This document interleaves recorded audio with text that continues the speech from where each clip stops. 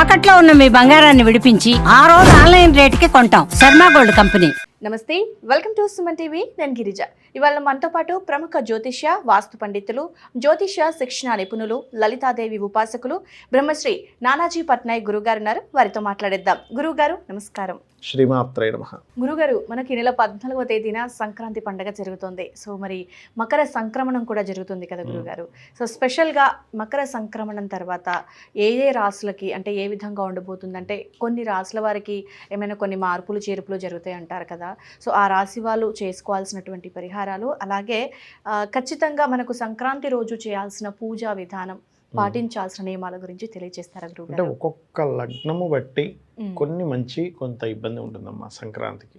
గుర్తుపెట్టుకోండి, మకరంలోకి రవి భగవానుడు కాబట్టి ఉదాహరణకి మేషం అనుకోండి. మేషం వారు ప్రధానంగా తీసుకోవాల్సిన జాగ్రత్త ఏమిటంటే 6 నెలల రోజుల పాటు, అంటే ఇది 12 లగ్నాల వారికి కూడా సూర్య భగవానుడు మకర రాశిలో ఉండి జనవరి 14 నుంచి ఫిబ్రవరి 14 వరకు అక్కడే ఉంటాడు, మకరంలో ఉంటాడు.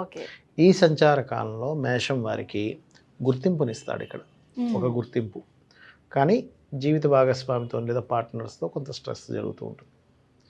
ఇది మెయిన్గా గుర్తుపెట్టుకోవాలి. అండ్ అలాగే కొంచెం కమ్యూనికేట్ చేసేటప్పుడు కూడా కొంత జాగ్రత్త తీసుకోవాలి మేషం వారు.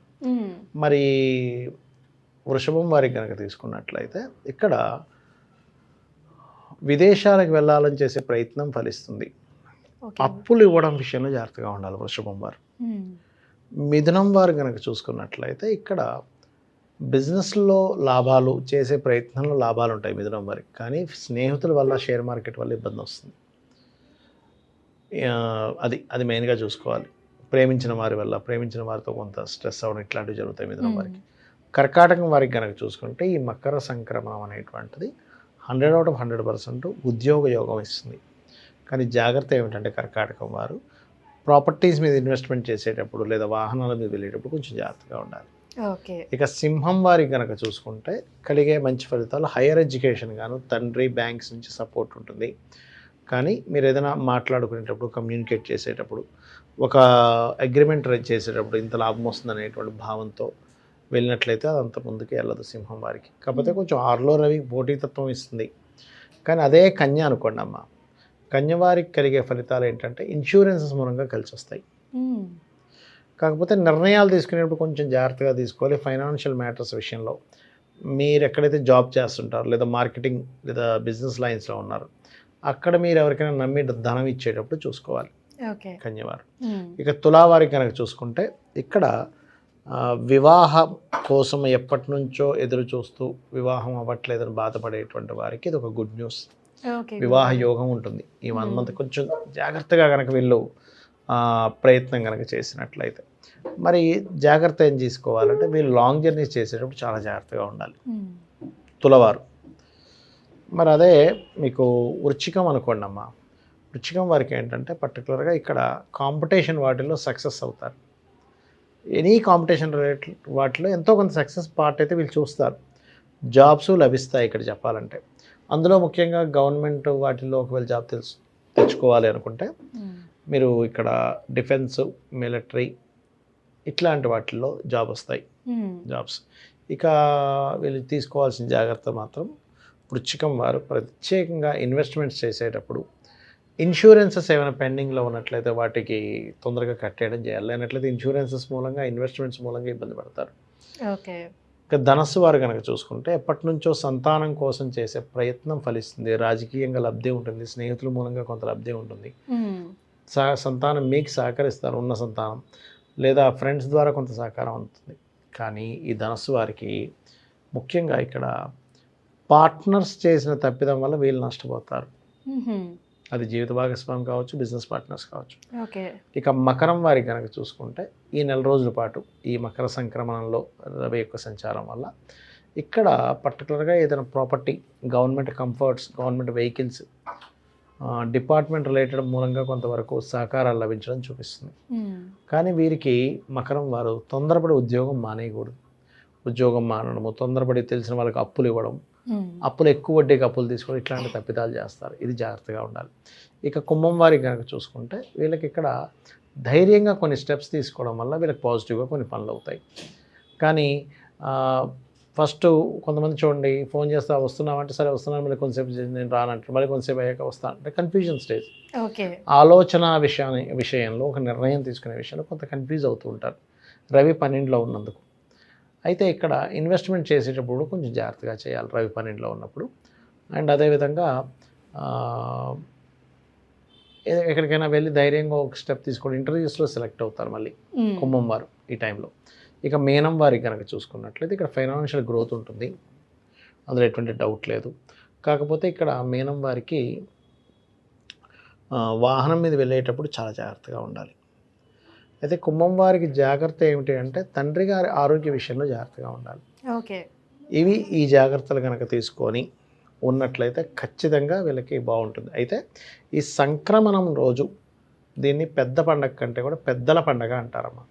అంటే పెద్దవాళ్ళకి వస్త్రాలు పెట్టడం, వాళ్ళ పేరు మీద స్వయం పాకం ఇవ్వడం చేసినట్లయితే మీకు ఎలా అయితే ఒక గ్రహానికి జపం చేయించుకుంటే కొంత ఫలితం వస్తుందో, ఎలా అయితే ఒక దేవతకి పూజ చేసుకుంటే ఇంట్లో ఒక అభిషేకము ఏదో చేసుకుంటే ఎంత ఫలితం వస్తుందో, మీరు పితృదేవతల పేరు మీద వాళ్ళకి వస్త్రాన్ని పెట్టి అది ఇంకోళ్ళకి ఇవ్వడం కానీ, లేనట్లయితే పిండ ప్రధానాలు కానివ్వండి, లేనట్లయితే మనకి ఆ యొక్క తిలలో వదలడం కానివ్వండి, స్వయం పాకం ఇవ్వడం కానివ్వండి, ఇవన్నీ కూడా ఖచ్చితంగా మీకు అంత ఫలితాన్ని ఇస్తాయి. ఒక పెద్ద యాగాలు హోమాలు చేసిన ఫలితం ఇస్తుంది. ఓకే గురుగారు. అయితే ఇప్పుడు మీరు చెప్పిన ఈ ద్వాదశ రాశులు కూడా మనకి మకర సంక్రమణం మొదలుకొని సో ఫిబ్రవరి 14 వరకు ఈ జాగ్రత్తలు పాటిస్తే జాగ్రత్తలు తీసుకోవాలి. ఓకే గురుగారు. అయితే మరి ఈ రాశుల్లో ఏ రాశి వాళ్ళు ఎలాంటి పరిహారం చేసుకుంటే మకర సంక్రాంతి రోజు మంచిది అంటారు? అందరికి ఒకటేనమ్మా, మకర సంక్రమణం రోజు అందరూ కూడా పితృదేవతలకు దానం ఇవ్వడం, స్వయం పాకం ఇవ్వడం ఉత్తమం. రెండవది గోశాలకు వెళ్ళి సేవ చేయడం ఉత్తమం. అందులో బెల్లము అండ్ క్యారెట్స్ ఎంత తినిపిస్తే అంత మంచిది గోవులకి. ఓకే గురుగారు. అయితే మనకి ముఖ్యంగా సంక్రాంతి పండగ అనగానే సో ఆడవాళ్ళకి వచ్చేసి ముంగిళ్ళల్లో ముగ్గులు పెట్టుకోవడం బాగా అలవాటు, గొబ్బెమ్మలు పెట్టుకోవడం. అయితే ఈ మధ్య కాలంలో చూస్తున్నది ఏంటంటే గురుగారు, సో తెల్లవారితే పండగ, సో పెద్ద ముగ్గు వేయాలి, రంగులు నింపాలి, it will take some time, so సమయం చాలా ఇదవుతుంది అనేసి చాలా మంది ఏం చేస్తారంటే ఈ మధ్య కాలంలో సో నైట్ పూటే ముగ్గు వేసేసి పడుకుంటున్నారు. సో అది కరెక్టా? మన సనాతన ధర్మం ప్రకారం అలా నైట్ పూటనే ముగ్గు వేసేస్తే మంచిది అంటారా కాదంటారా? అంటే పొద్దునే వాళ్ళకి కుదరదు, కొంతమందికి చిన్నపిల్లలు ఉంటారమ్మా, వాళ్ళు నైట్ పడుకుంటేనే వీళ్ళకి ఫ్రీ అవుతారు. ఓకే. అలాగా అస్సలు ఇంకా కుదరదు, నాకు మార్నింగ్ లెగిస్తే అస్సలు అవ్వదండి, ఎట్టి పరిస్థితుల్లో నాకు కాని పని అన్నప్పుడు ఇంకా భగవంతుని తలుచుకొని నైట్ వేసుకుంటారు. లేదంటే సాంప్రదాయపరంగా అయితే పగలు వేయడమే కరెక్ట్. ఉదయం నిద్ర లేచి వెంటనే 5 గంటలకు 4 గంటలకు మొదలు పెట్టుకుంటారు పెద్ద పెద్ద ముగ్గులు వేసేవాళ్ళు. డే టైం వేసుకోవడమే కరెక్ట్ చెప్పాలంటే. కాకపోతే కుదరదు, ప్రాబ్లం ఉంది, సమ్ వేరే ప్రాబ్లమ్స్ ఉంటాయి కదా, అలాంటప్పుడు కొంత సడలింపు పర్లేదు. ఓకే గురుగారు. ఇది మరి మనకి సంక్రాంతి పండుగ రోజు దేవతారాధన ఏ విధంగా చేసుకోవాలి, ఎలాంటి నైవేద్యాన్ని దేవుడికి సమర్పించాలి, సో పూజా విధానంలో ఏవైనా మార్పులు చేసుకుంటే మంచిది అంటారా గురుగారు? ఏమీ లేదమ్మా, చాలా సింపుల్. ఇక్కడ మీ ఇష్టదైవం చేసుకోవచ్చు, లేదంటే మీరు ముఖ్యంగా విష్ణువుని, లక్ష్మీదేవిని, అమ్మవారిని అంటే మన లలిత అమ్మవారిని, శివుణ్ణి చేసుకోవచ్చు. గణపతి పూజ కూడా చేసుకోవచ్చు. ఈ రోజుల్లో ఈ దేవతని ఆరాధించాలని రూల్ అనేది, మీ ఇష్ట దేవతని ఖచ్చితంగా చేయొచ్చు పూజాది విధానాలు. కాకపోతే అక్కడ భక్తి ప్రధానం, భావన ప్రధానం. భక్తి భావన లేకపోతే ఏముండదు. దేవత దాకా ఎందుకు, మీరే ఉన్నారమ్మా, మీ ఫ్రెండ్ ఇంటికి వెళ్ళారు, మీ ఫ్రెండ్ ఇంటికి వెళ్ళినప్పుడు మీ ఫ్రెండ్ మీకు ఎంతో ప్రేమగా మీకు ఒక టీయో వాటరో ఇచ్చినప్పుడు తీసుకునే విధానానికి సరే తీసుకొని అక్కడ పెట్టిన విధానం చాలా తేడా ఉంటుంది కదా. అవును. సో గురుగారు నిజంగా ముఖ్యంగా మనకి మకర సంక్రాంతి అనగానే మకర సంక్రమణం జరుగుతుంది. సో ఏ రాశుల వాళ్ళు ఏ విషయాల్లో జాగ్రత్తగా ఉండాలి, సో అందరూ కలిసి ఎలాంటి నియమాలని పాటించాలి అనే విషయాలని కూడా మా వీక్షకుల కోసం చాలా చక్కగా తెలియజేశారు గురుగారు. ధన్యవాదాలు. శ్రీమాత్రే నమః.